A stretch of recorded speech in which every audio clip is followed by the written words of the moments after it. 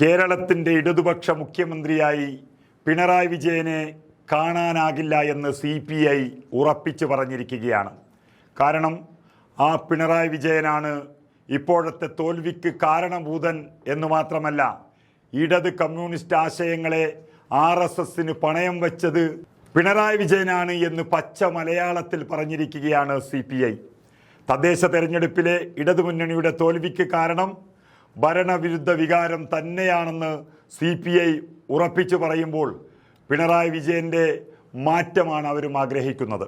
സംസ്ഥാന കൗൺസിൽ യോഗത്തിൽ അവതരിപ്പിച്ച റിപ്പോർട്ടിലാണ് ഈ പരാമർശം വളരെ ഭംഗിയായി CPI അവതരിപ്പിച്ചത്.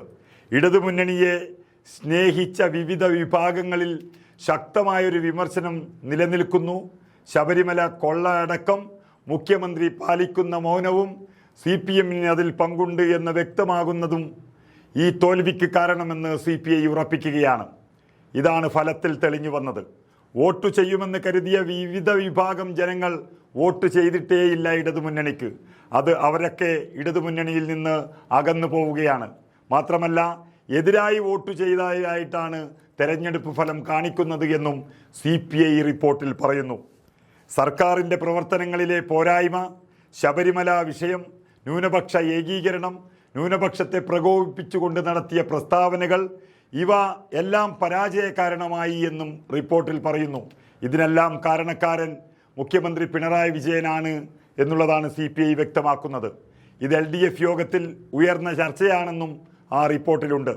മുഖ്യമന്ത്രി പിണറായി വിജയനെതിരെ CPI സംസ്ഥാന കൗൺസിലിൽ അതിരൂക്ഷമായ വിമർശനമാണ് ഉണ്ടായത്. നേരത്തെ CPIയുടെ സംസ്ഥാന സെക്രട്ടേറിയറ്റിലും എക്സിക്യൂട്ടീവിലും മുഖ്യമന്ത്രിക്കെതിരെ വിമർശനം ഉയർന്നിരുന്നു.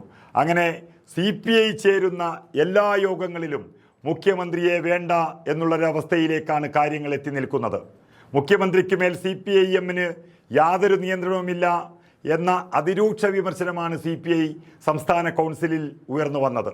മുഖ്യമന്ത്രിക്ക് മേൽ CPMന് നിയന്ത്രണമുണ്ടെങ്കിൽ വെള്ളാപ്പള്ളിയെ പോലുള്ള ഒരാളെ ഇങ്ങനെ അഴിഞ്ഞാടാൻ വിടില്ല എന്നാണ് CPIയുടെ കണ്ടെത്തൽ. വെള്ളാപ്പള്ളി വിഷയത്തിൽ തിരുത്തിയേനെ എന്നതും ചൂണ്ടിക്കാണിക്കപ്പെട്ടു CPIയുടെ യോഗത്തിൽ.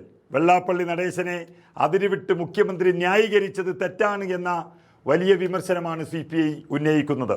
മുഖ്യമന്ത്രിയുടെ ഏകാധിപത്യം സർക്കാരിലും മുന്നണിയിലുമുണ്ട് എന്ന വിമർശനവും സംസ്ഥാന കൗൺസിലിൽ ഉയർന്നു വന്നു. CPI തിരുത്തൽ ശക്തിയാകണമെന്ന ഒരാവശ്യവും ചില അംഗങ്ങൾ ഉയർത്തി. അങ്ങനെ തിരുത്തൽ ശക്തിയാകാൻ കഴിയുന്നില്ല എങ്കിൽ ഈ ബാന്ധവം ഉപേക്ഷിക്കണം എന്നുവരെ ആവശ്യം ഉയർന്നു വന്നിരിക്കുകയാണ്.